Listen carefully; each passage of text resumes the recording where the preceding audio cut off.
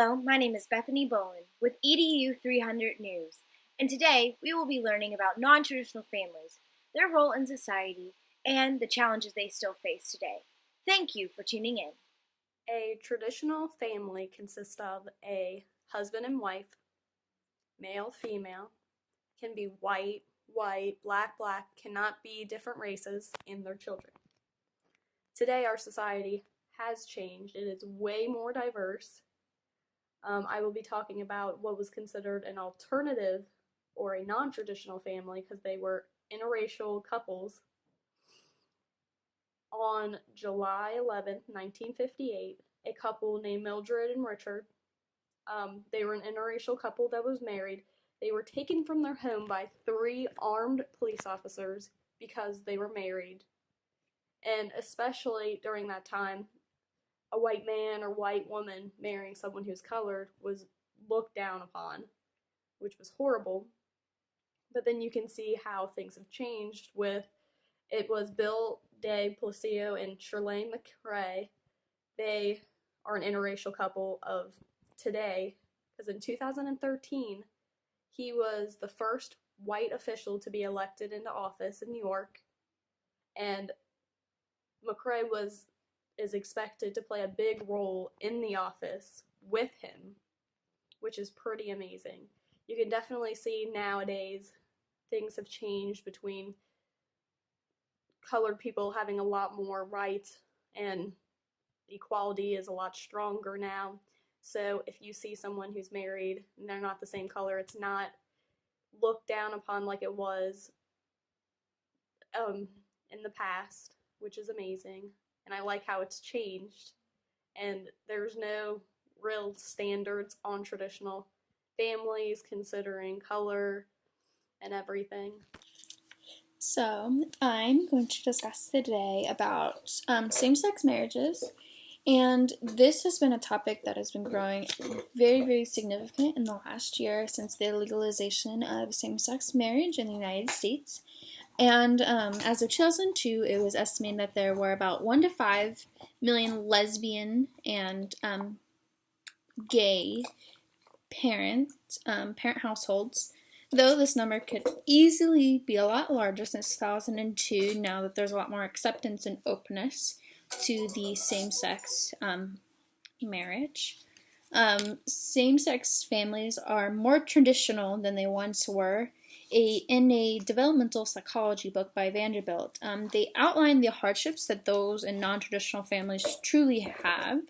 Though the families themselves have no disadvantages, but they should definitely embrace who they are, and it makes them super special, but it's the other families that don't allow them to be open and accepting of these children who have parents of the same gender.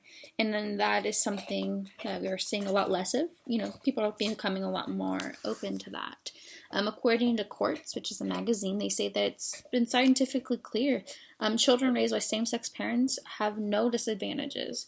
So they're basically saying that there's nothing physically wrong with these children, with these families. I will say, if you are a part of one of these families where both parents are of the same gender, I will tell you to embrace it. Be who you are, and don't allow other people or other families to make you feel any less special, because every family is unique and special. I found overwhelming evidence that shows scientists agreeing that there's no negative impact to children in households where both parents are of the same gender.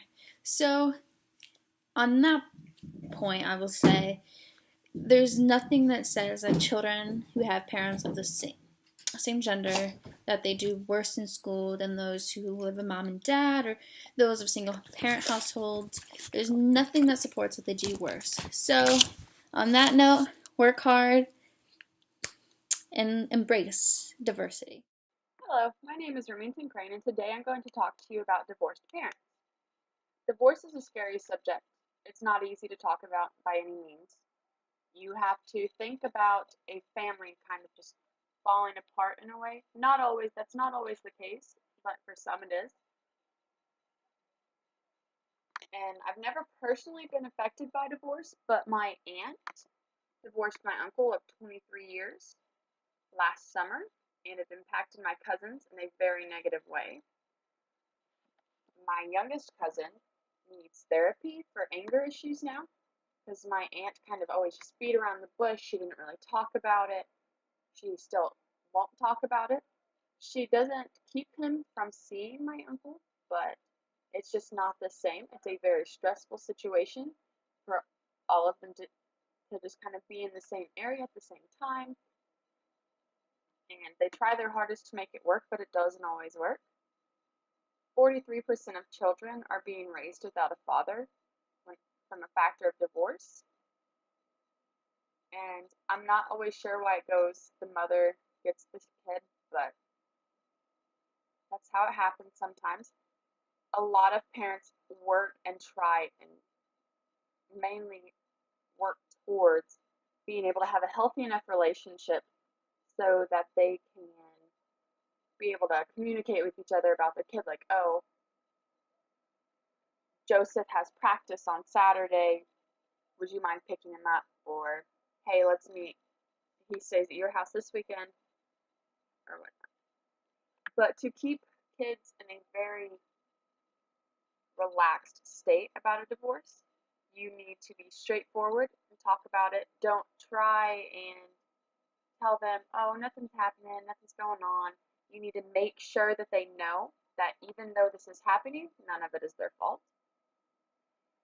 Be sure to reassure them that no matter what, that family will always love them.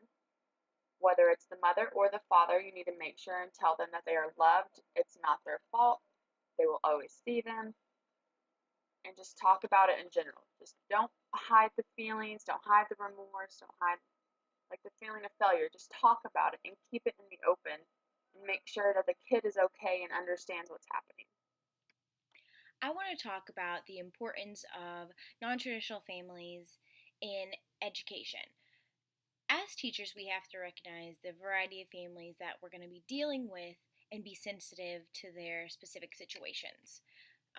Specifically, foster kids, they have a hard time transitioning from different schools because a lot of times they are passed around to multiple homes at a time, and this can impact their education. Nearly 60% of kids in foster care will experience 3 or more homes, which means 3 or more schools.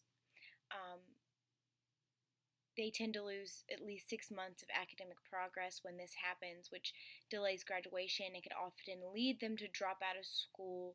So as teachers, we have to recognize and kind of work with these students. Another instance is when maybe they don't live with their parents, they live with grandma or an uncle.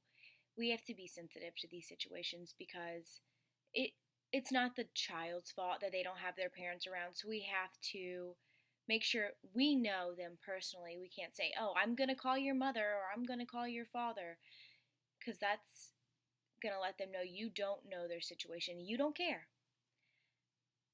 So in an education aspect, non-traditional families are important to children and how we understand them and how they're getting their education at home. With divorced parents, I know it can be hard, going from, oh, I'm at dad's house today and then I'll be at mom's house, and things can get lost in that transition, whether it be homework or just the stress of dealing with that. I just wanted to touch base on that subject while we discuss non-traditional families.